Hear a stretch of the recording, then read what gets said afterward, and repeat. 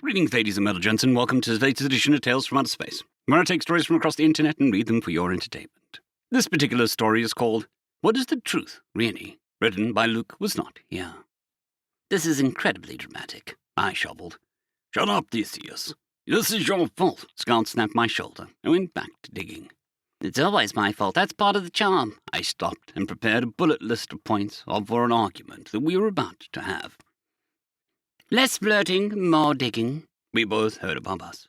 The silhouette of our sword-wielding supervisor was without any detail and still looked distastefully at us. You should be close now, she spat on the ground near us. For once, though, I think that this one is mostly your fault, I chuckled as I dug. Scott scoffed. How in the gods could this be my fault? All right, here's how we got into this mess and no interruptions, I started to explain.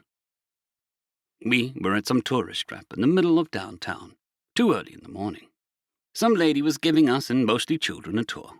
I was too distracted with all of my shiny marble statues, plaques, and high ceilings to pay any attention.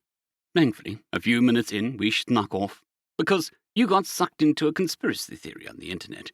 You had to print out the riddles on the map of the building. We explored the building for a few hours and had to solve increasingly bewildering riddles to get to the next spot. You got angry, and was still surprised when I was terrible at solving riddles in a foreign alien language. A few hours in, I farted and sneezed, which somehow alerted some gods. I will admit, that was my bad. After the toots of doom, we spent like 15 minutes running around like lunatics, and you wouldn't let me use my gun because it was too loud, which is half the reason I use it in the first place. Gun go boom, everyone runs. Math. I bumped into a guard and pickpocketed his key. As we were running, you had one more riddle, and read it to me, completely out of breath. What is the beginning of eternity? The end of time and space, the beginning of everything and, at the end of every race. What starts from the same point, but one lives while the other dies? What do men bargain for that can never be sold? I thought for a moment, and I had my government-mandated good one idea for the day. Time, I yelled, before I made a quick turn into a cramped office. You closed the door and looked at me like I was a genius. Time. That's it.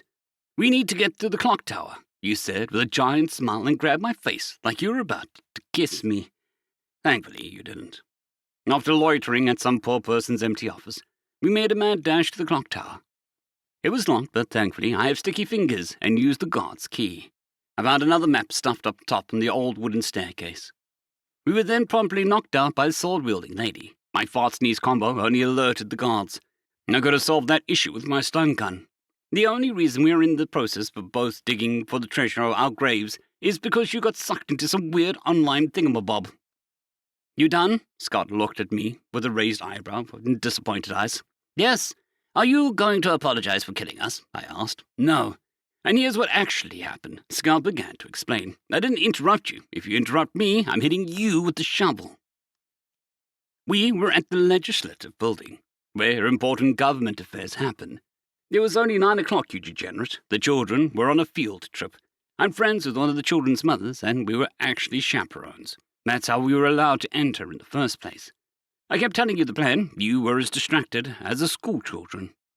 The conspiracy theory in question is actually a famous treasure hunt. It has been going on for 10 years before humans were even part of the council.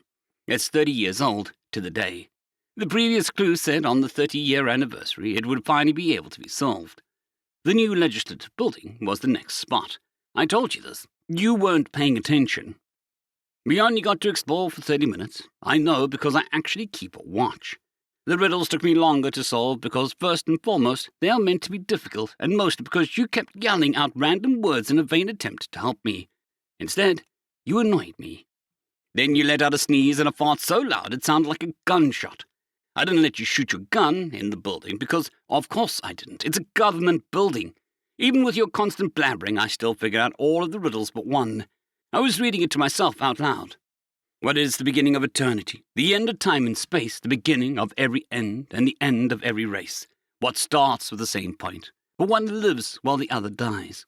What do men bargain for that can never be sold? Somehow you stumbled into the correct answer.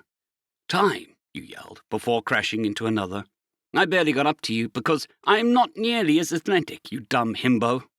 Time! That's it! We need to get to the clock tower, I said.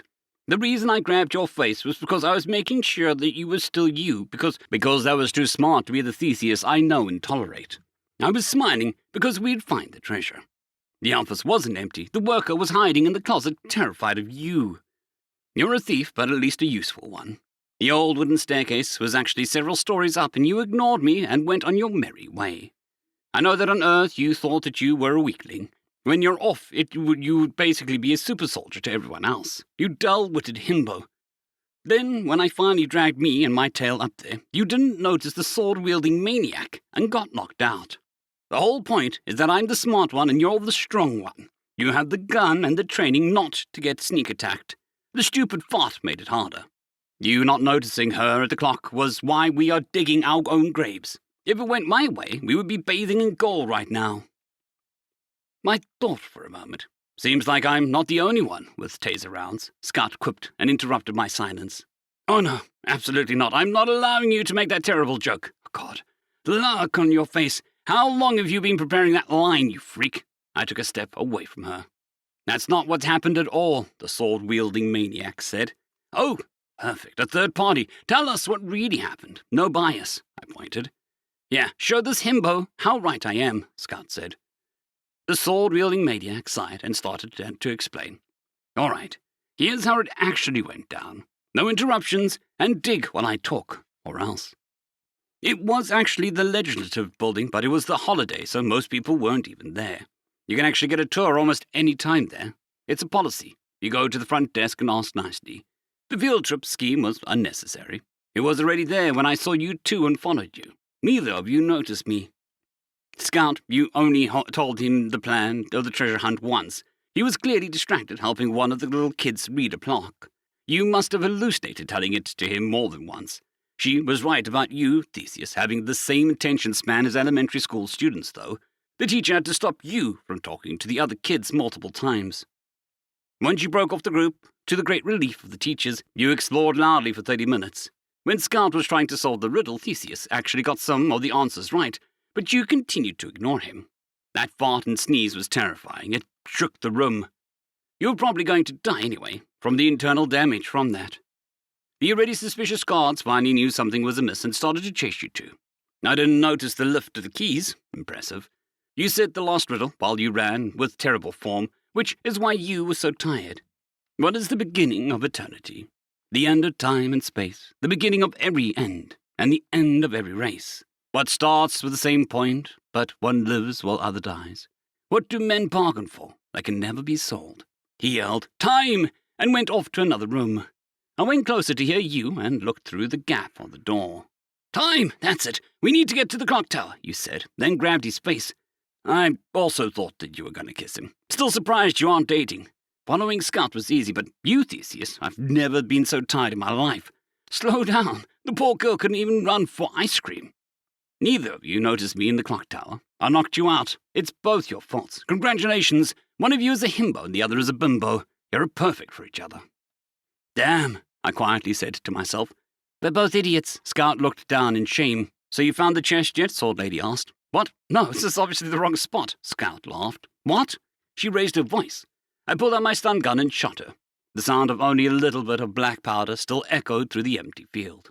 Sword-wielding maniac fell into the grave. The taser round was zapping her the whole way down.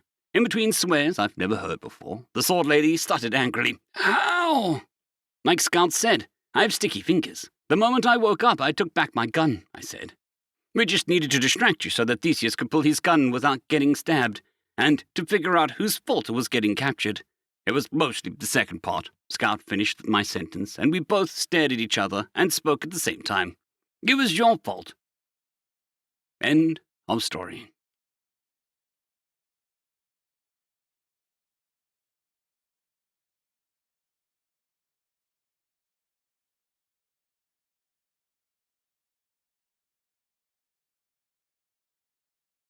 I'd greatly like to thank our Tier 5 channel members, Casper Arnholt, John Creighton, Manatharia, 050, Dragzoon WRE, and Elijah Silvercross.